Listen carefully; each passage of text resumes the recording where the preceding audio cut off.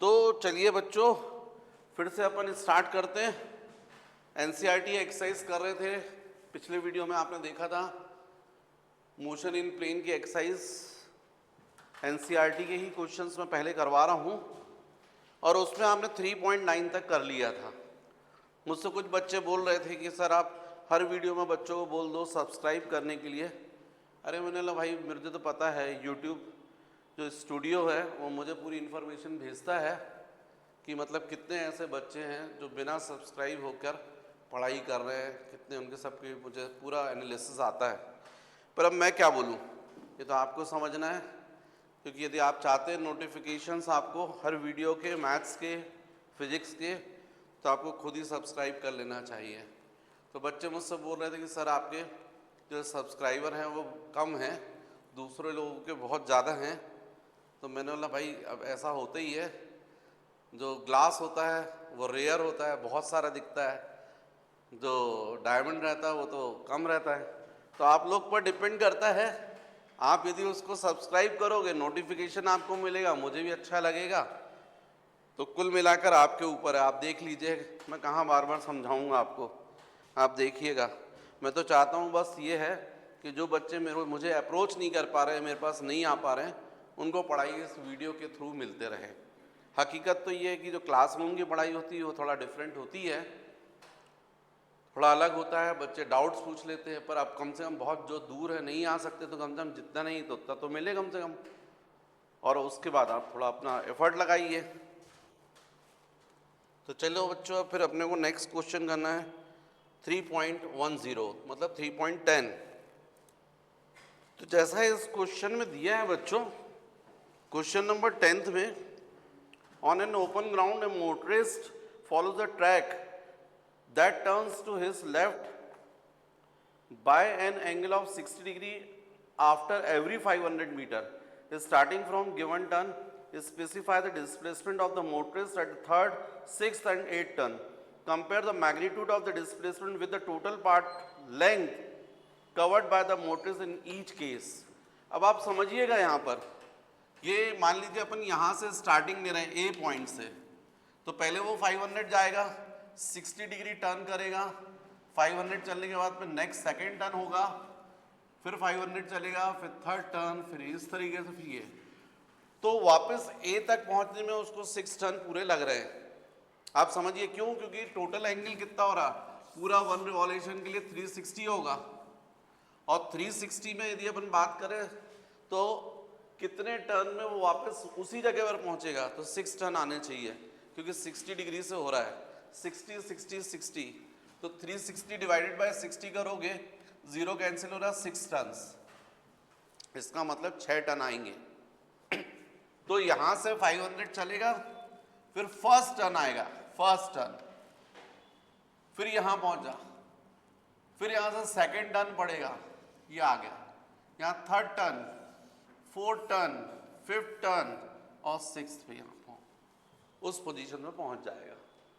तो ये कंडीशन बन रही है।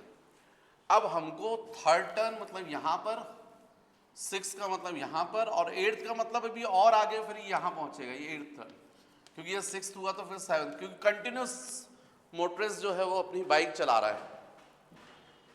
तो यदि अपन पहले फर्स्ट थर्ड टर्न के लिए फाइंड करें, फर्स्ट हमको डिस्प्लेसमेंट और टोटल डिस्टेंस का रेशियो फाइंड करना है। तो इन फर्स्ट आफ्टर या इन थर्ड टर्न, इसमें करो आप। थर्ड टर्न से पहले यदि अपन उसका बात करें, यहां पहुंच गया वो जस्ट अपोजिट, ये पोजीशन, तो डिस्प्लेसमेंट निकालना है आपको, डिस्प्लेसमेंट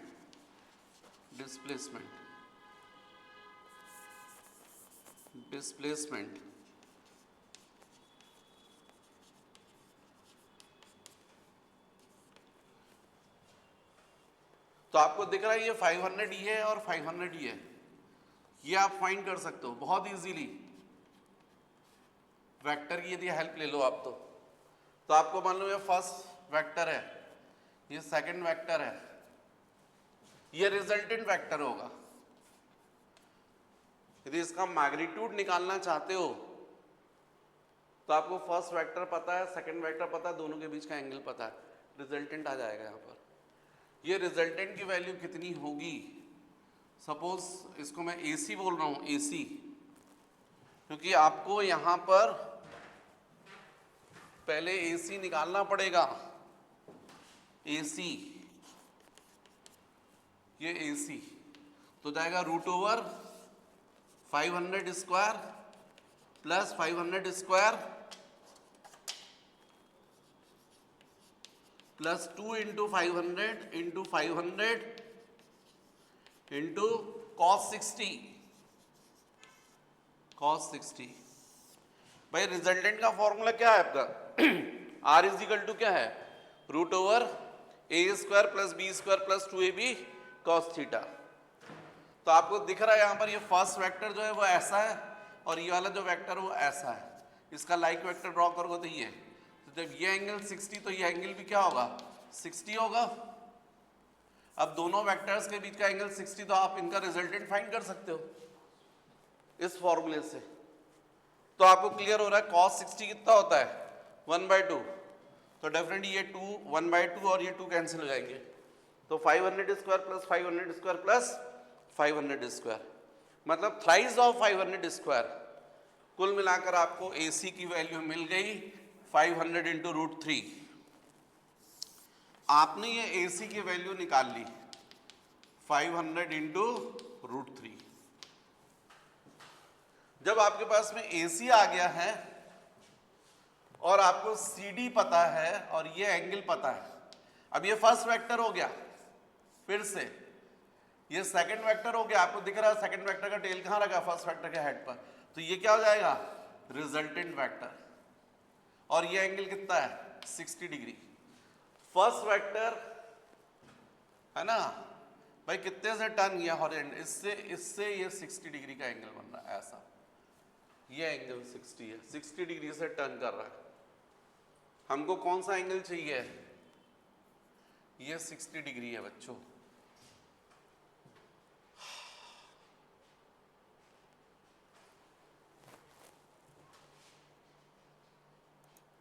देखो बच्चों, यहाँ पर क्लियर दिख रहा है कि ये 500 है और ये भी 500 है और ये तो आपका हाइपोटेन्यूज दिख ही रहा है।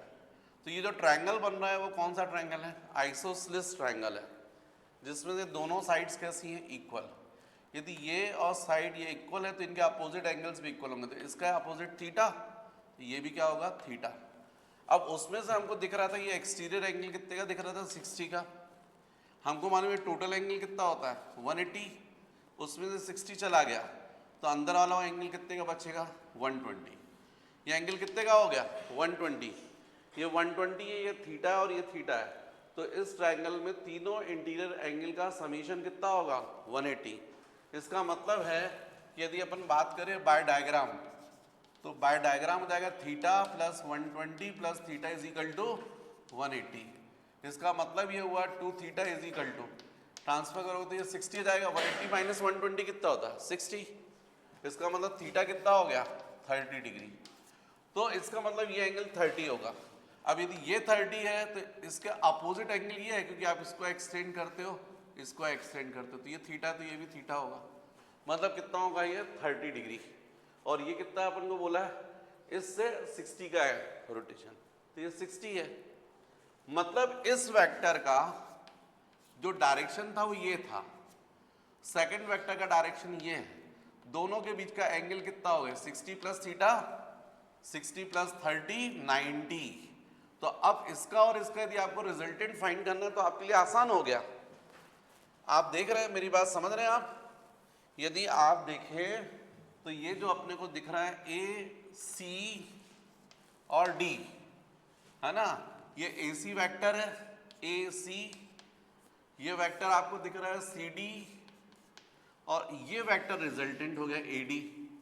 इसमें से ए सी की वैल्यू आप निकाल चुके हो 500√3। सी डी की वैल्यू आपको क्वेश्चन में गिवन है 500। और ये जो एंगल आ रहा है वो कितना हो रहा है आपका? 90। फर्स्ट वेक्टर और सेकंड वेक्टर के बीच।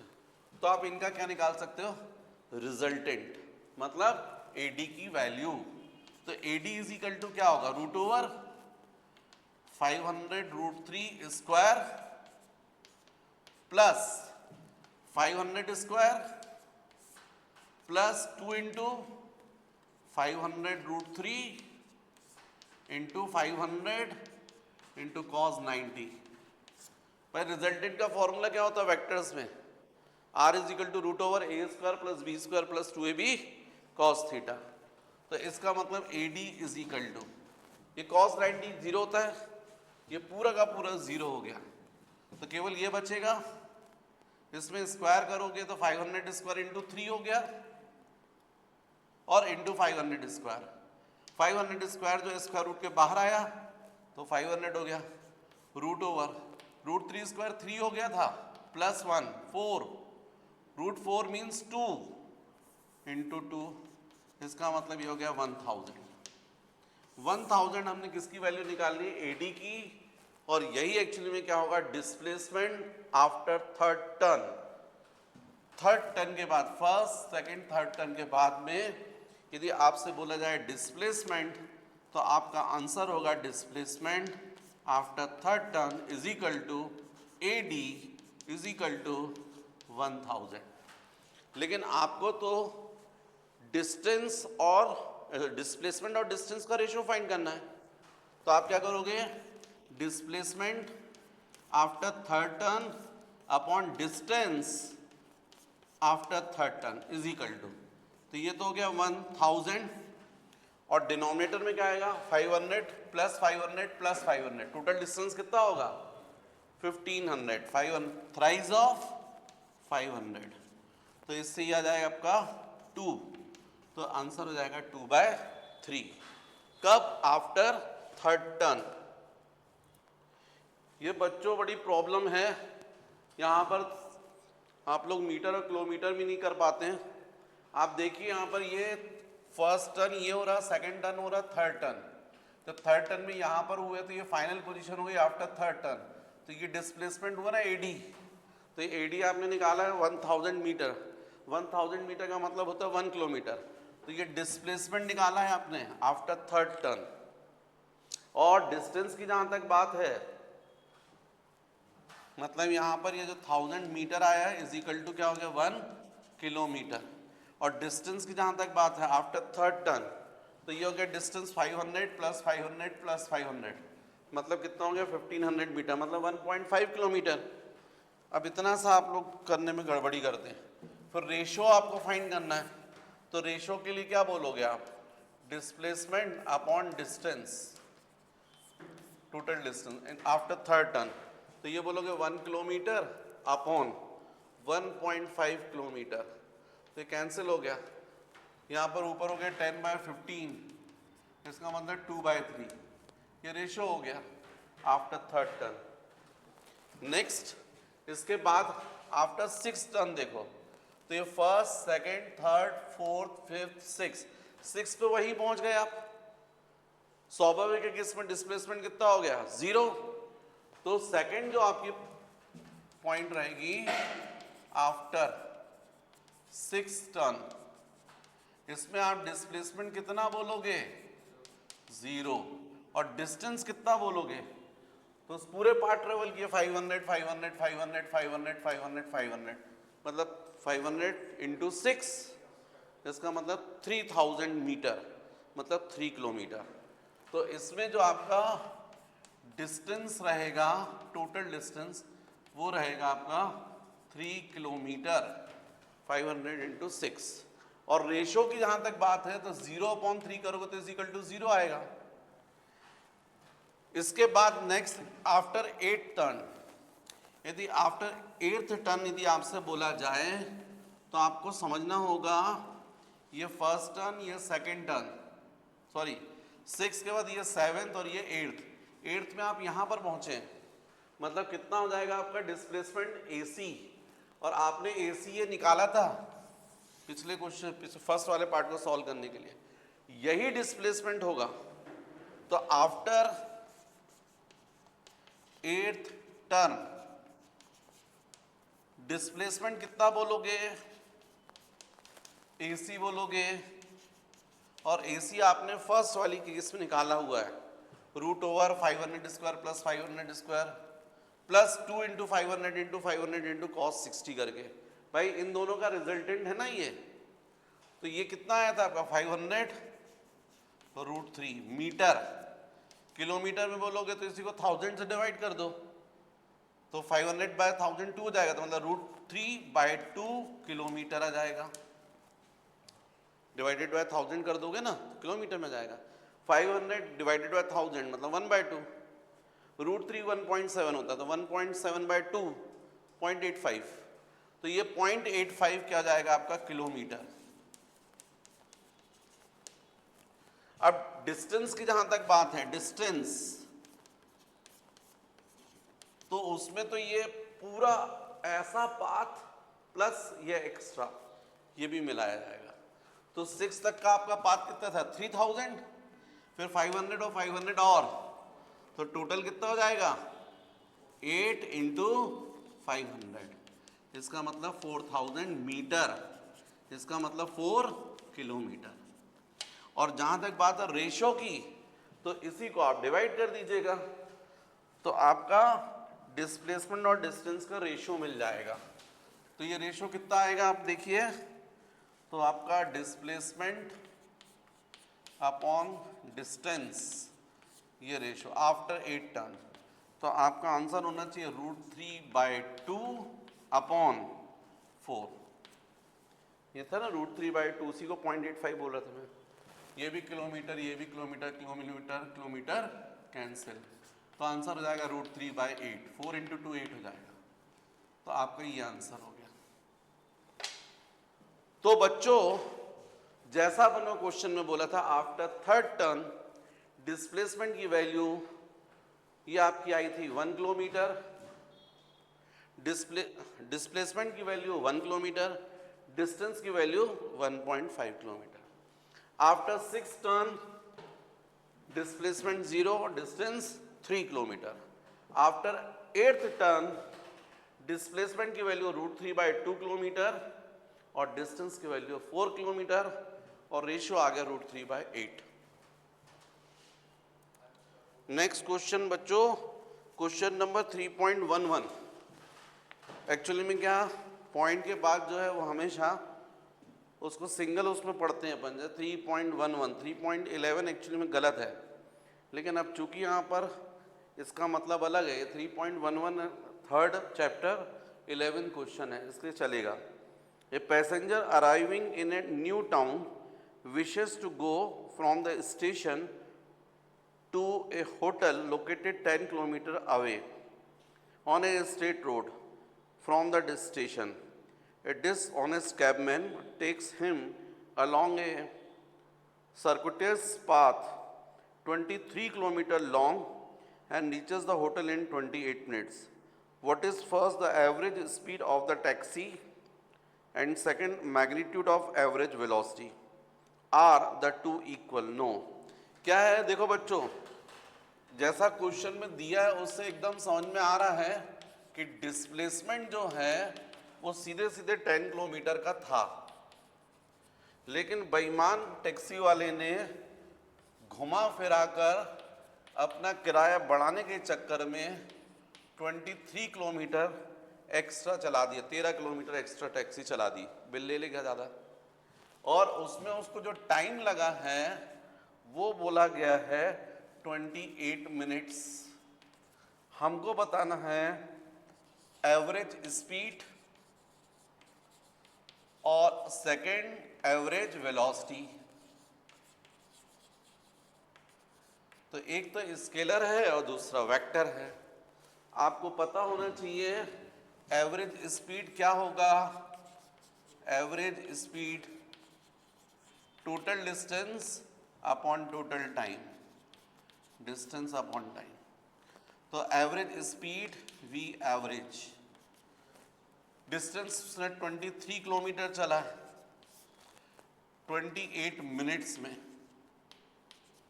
है ना, तो ये एवरेज स्पीड होगी 23/28 किलोमीटर पर मिनट। और यदि आवर में इसको कन्वर्ट करना है तो कर लीजिएगा, 23 किलोमीटर, मिनट को आप आवर में चेंज करेंगे तो 28/60 आवर हो जाएगा।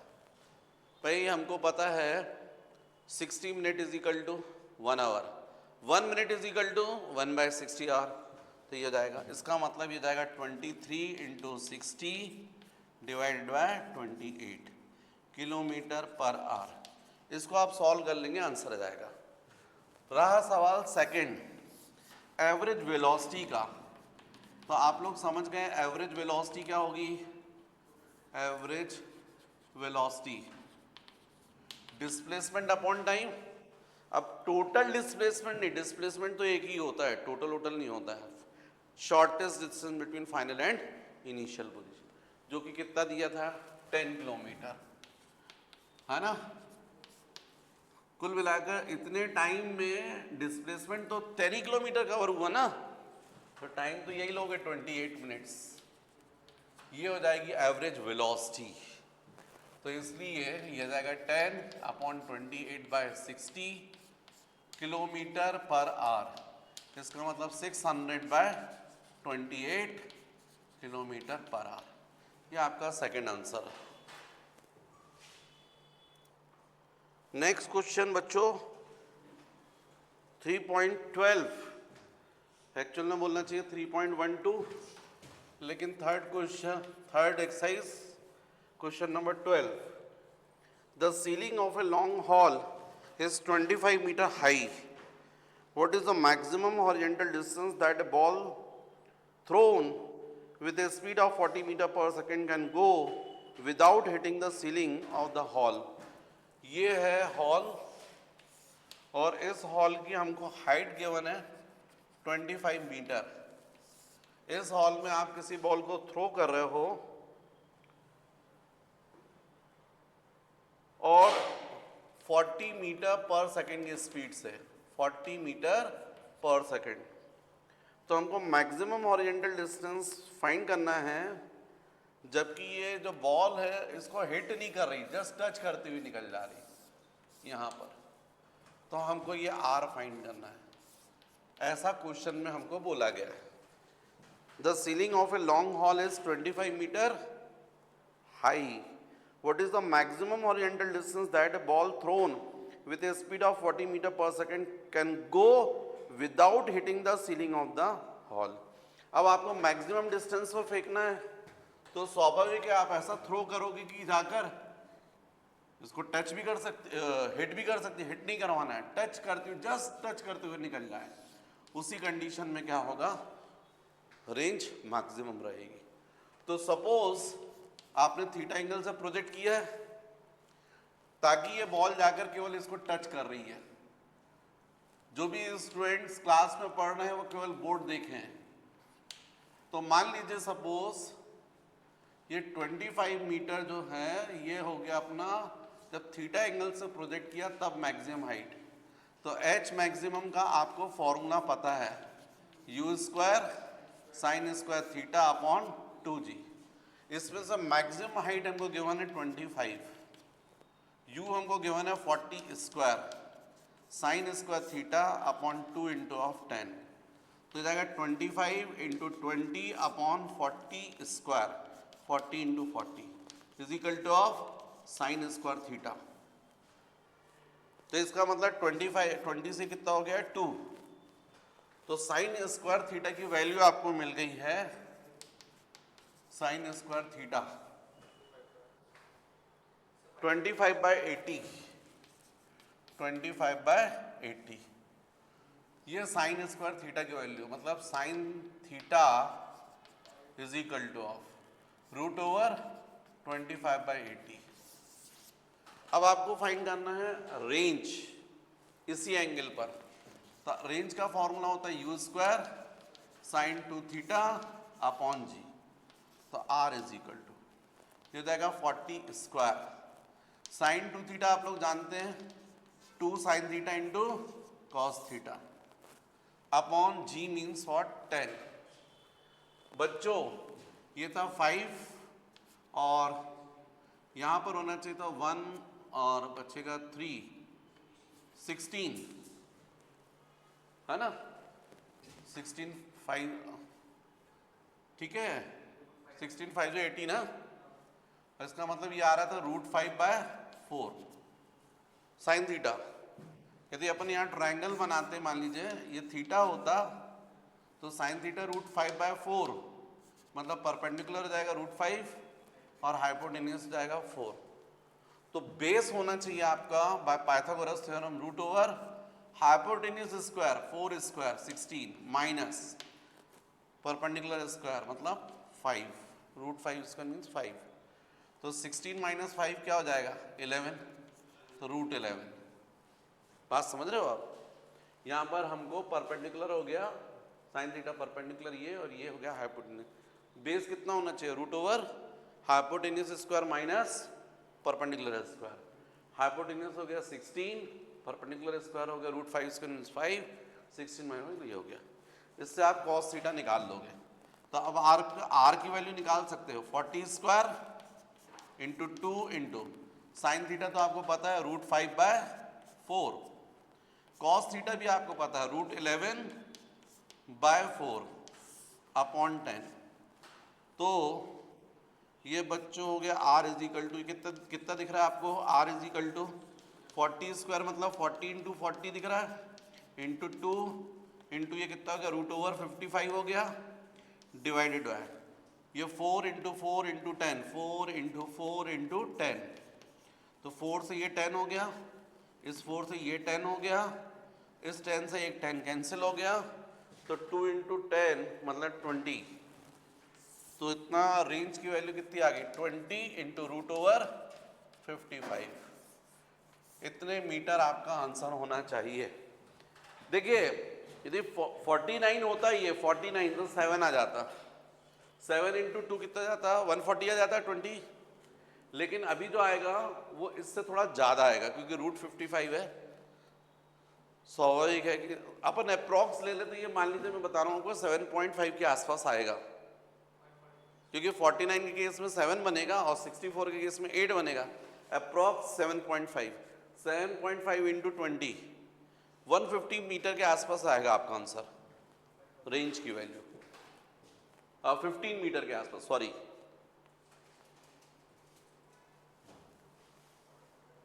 कितना है आंसर,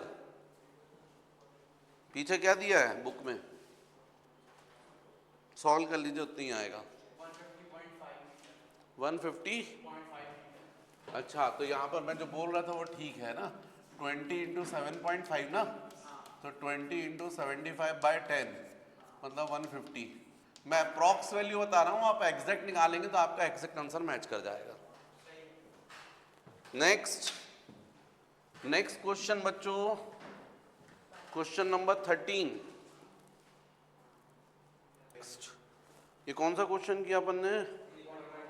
अब next 3.13, a cricketer can throw a ball to a maximum horizontal distance of 100 meter. How much high above the ground can the cricketer throw the same ball? मतलब एक क्रिकेटर जो है उसके पास, अब थोड़ा सा इसको थोड़ा बदलिए, जैसे मान लीजिए आपके पास में एक रिवॉल्वर है, मान लीजिए उससे आप बुलेट फायर करते तो मान लीजिए मैक्सिमम हॉरिजॉन्टल डिस्टेंस कितना है 100 मीटर। सेम रिवॉल्वर से यदि आप कितनी मैक्सिमम हाइट तक फायर कर सकते हैं? तो देखिए इसमें क्या सेम क्वेश्चन हो गया, बस बदल दिया मैंने। तो एक फिक्स वेलोसिटी से निकलेगी ना, मान लीजिए u से, और हमको मान लो मैक्सिमम रेंज के लिए एंगल ऑफ प्रोजेक्शन कितना होना चाहिए 45। तो हमको यहाँ पर मैक्सिमम रेंज गिवन है, मैक्सिमम हॉरिजॉन्टल डिस्टेंस का मतलब क्या, रेंज, ये 100 मीटर है। इसका मतलब है कितने एंगल से थ्रो किया गया होगी बॉल को 45। कितनी वेलोसिटी से थ्रो की गई होगी वो फाइंड निकाल लीजिए आप, क्योंकि यदि वो मैक्सिमम हाइट पर थ्रो करना चाहता है तो उसको इसी वेलोसिटी से थ्रो करना पड़ेगा, लेकिन किस तरफ थ्रो करना पड़ेगा, अपवर्ड, तब वो मैक्सिमम हाइट पर जाएगी। तो अभी फिलहाल हमको r मैक्सिमम गिवन है, r is equal to u square sine 2 theta by g, ये आपका फॉर्मूला होता है। इसमें r की वैल्यू 100 हो गई, u हमको नहीं पता, u स्क्वायर ये हो जाएगा साइन 2 इंटू 45 और जी का मतलब 10। तो ये साइन 90, साइन 91 होता है। यू स्क्वायर की वैल्यू मिल गई आपको 1000, मतलब यू की वैल्यू मिल गई √1000। अब इतनी वेलोसिटी से यदि आप किसी बॉल को डायरेक्ट अपवर्ड थ्रो कर दे, जैसे आप लोग देखते हो ना कैच प्रैक्टिस के समय किस तरफ फेंकते हो, ऊपर, तब वो कहाँ जाती है, मैक्सिमम हाइट पर। तो इस क्यों अपवर्ड क्यों थ्रो करना पड़ेगा, क्योंकि आपका फॉर्मूला देखो, एच मैक्सिमम का फॉर्मूला क्या है, you square sine square theta upon 2g। यदि आप एच की वैल्यू मैक्सिमम चाहते हो तो ये साइन स्क्वायर थीटा की वैल्यू कैसी होनी चाहिए, मैक्सिमम। साइन थीटा की मैक्सिमम वैल्यू कितनी होती है, 1। तो जब यहाँ पर 1 रखोगे तो 1 स्क्वायर 1 ही हो जाएगा। मैक्सिमम वैल्यू रखकर जब इसका स्क्वायर करोगे तो मैक्सिमम आएगा, और मैक्सिमम वैल्यू को जब इससे मल्टीप्लाई करोगे तब मैक्सिमम आएगा। तो साइन थीटा की वैल्यू 1, इसका मतलब है कि थीटा कितना, 90 डिग्री। मतलब आपको किस तरफ थ्रो करना पड़ेगा, हॉरिजेंटल से किस तरफ, अपवर्ड, तब वो बॉल मैक्सिमम हाइट पर जाकर फिर नीचे आएगी। तो मैक्सिमम हाइट के लिए थीटा होना चाहिए 90, और बॉल को किस वेलोसिटी से आप थ्रो कर सकते हो वो आप निकाल चुके हो। तो इसका मतलब है h maximum is equal to u square बोलो 1000, ये हो जाएगा 1 स्क्वायर अपॉन 2 इंटू ऑफ 10, ये कैंसिल हो गया तो ये जाएगा 50 मीटर। तो इसलिए मैक्सिमम आप हाइट पर कितना थ्रो कर सकता है, वो क्रिकेटर कितना थ्रो कर सकता है, 50 metre, right. Next question number 14, 3.14।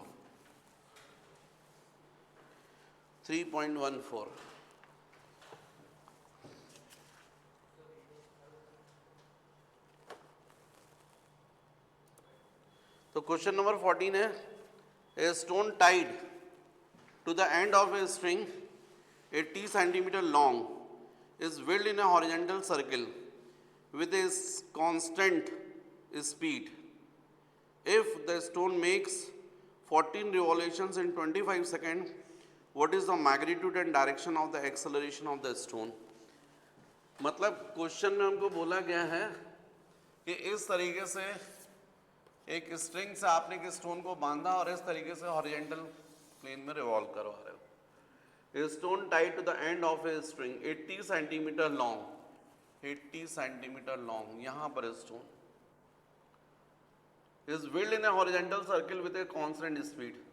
If the stone makes 14 revolutions in 25 seconds, तो इसका मतलब फ्रीक्वेंसी हो जाएगी 14 रिवॉल्यूशन, 14 by 25 रिवॉल्यूशन पर second. What is the magnitude and direction of acceleration of the acceleration बताना है भैया। ये तो तय है कि जब स्टोन को आप थ्रेड से बांधकर हॉरिजॉन्टल पाथ पर रिवॉल्व करवाओगे तो वो सर्कुलर पाथ पर रिवॉल्व करेगा, जिसमें उसका रेडियस हो जाएगा जितनी स्ट्रिंग की लेंथ है, और स्टोन पर कौन सा एक्सेलरेशन वर्क करेगा, सेंट्रीपिटल एक्सेलरेशन। हमको क्वेश्चन में बोला गया है 25 सेकेंड में 14 रिवॉल्यूशन, तो 1 सेकेंड में कितना हो जाएगा, 14 by 25 रिवॉल्यूशन पर second. Frequency means what, total number of revolution पर सेकेंड। इसका मतलब फ्रीक्वेंसी जाएगी 14 by 20 रिवॉल्यूशन पर सेकेंड। अब हमको फाइंड करना है एक्सेलरेशन। डेफिनेटली सर्कुलर पाथ पर कोई बॉडी रिवॉल्व कर रही तो उसमें कौन सा एक्सेलरेशन वर्क करता है, सेंट्रीपिटल, जिसका डायरेक्शन कैसा होता है, रेडियल एंड इनवर्ड्स, रेडियस के डायरेक्शन में और टुवर्ड्स सेंटर। अब इसका फॉर्मूला क्या होता है, A C is equal to omega square into R. तो A C is equal to omega कितना होगा, 2 pi N square into R. Angular velocity का फॉर्मूला क्या होता है, 2 पाई बाई टी या फिर 2 पाई एन। मैंने आपको रिलेशन बताया a C is equal to, तो जाएगा 4 pi square n square into r. Value रख दीजिए 4, पाई स्क्वायर अप्रॉक्सीमेटली 10 होगा, क्योंकि पाई होता 3.14 पाई स्क्वायर, यदि 3 होता तो 3 का स्क्वायर कितना होता, 9, 3.14 का स्क्वायर अप्रॉक्सीमेटली 10 आएगा। n 14 by 25 स्क्वायर, और रेडियस की वैल्यू 80 सेंटीमीटर, मीटर में रखोगे तो 0.8, तो बच्चों इसको आप सॉल्व कर लीजिएगा, आंसर आ जाएगा आपका ए सी इज इक्वल टू 40 इंटू 0.8 का मतलब 8/10 इंटू 14 स्क्वायर कितना होता है 196, 25 स्क्वायर कितना हो जाएगा 625, एक जीरो क्या हो गया कैंसिल, तो A C is equal to 32 into 196 upon 625, unit हो जाएगी मीटर पर सेकेंड स्क्वायर, सेंट्रीपिटल एक्सेलरेशन। ये हो गया बच्चों question number 14।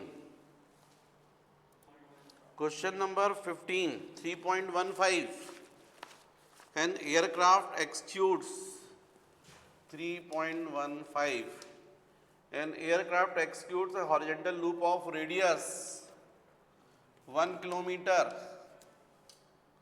with a steady speed of 900 kilometer per hour.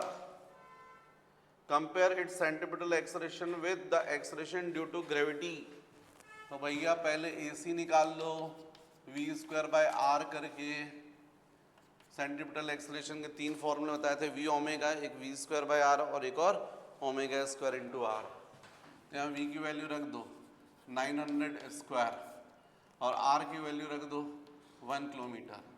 चूँकि अपन ने किलोमीटर पर आवर यही सब यूनिट यूज़ की है, तो इसलिए एक्सेलरेशन कहता है किलोमीटर पर आवर स्क्वायर। ये हो गया आपका पहला आंसर।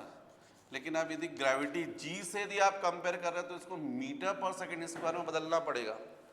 तो ये कितना हो जाएगा 900 स्क्वायर, 9 स्क्वायर मतलब 81, 100 मतलब 10 टू द पावर 2 स्क्वायर मतलब 10 पावर 4, 1 किलोमीटर मतलब 1000 मीटर और 1 आवर का मतलब 3600 स्क्वायर सेकेंड स्क्वायर। तो इसका मतलब AC की वैल्यू जो है SI सिस्टम में आपकी आ गई है मीटर पर सेकेंड स्क्वायर में 81 into 10 to the power 7 upon 36 square into 10 to the power 2 square मतलब 10 टू द पावर 4। तो इसका मतलब यहाँ पर 10 पावर 4 अच्छा वाला था, ये 10 पावर 3 अच्छा वाला था, मीटर पर सेकेंड स्क्वायर ये कैंसिल हो गया। तो फिर आपका AC की वैल्यू आ रही है 81 upon 36 into 36 into 10 to the power 3 metre पर सेकेंड स्क्वायर। 9 से कर सकते थे, 9 9 जा 9 4 जा, ये भी 9 4 जा। तो AC की वैल्यू कितनी मिली 1/16 है ना, 1/16। इसमें भी आप 100 इंटू 10 कर सकते थे, तो ये 4 इंटू 4 था ना आपका, 4 इंटू 4, ठीक है 10 टू द पावर 3 है ना, तो इसको 100 इंटू 10, 4 से कितना जाएगा 25। तो AC इज इक्वल टू 250/4, तो AC is equal to 62.5 metre पर सेकेंड स्क्वायर। ये सेंट्रीपिटल एक्सेलरेशन। इसी को कंपेयर करना है किससे, G से, एक्सेलरेशन ड्यू टू ग्रेविटी से। तो AC/G कर दो 62.5/10 मीटर पर सेकेंड स्क्वायर, ये भी मीटर पर सेकेंड स्क्वायर कैंसिल हो जाएगा। तो 6.25 मतलब AC से अपॉन G। ये हो गया question number 15। Next question number 16, 3.16। जल्दी से नोट कीजिए फटाफट।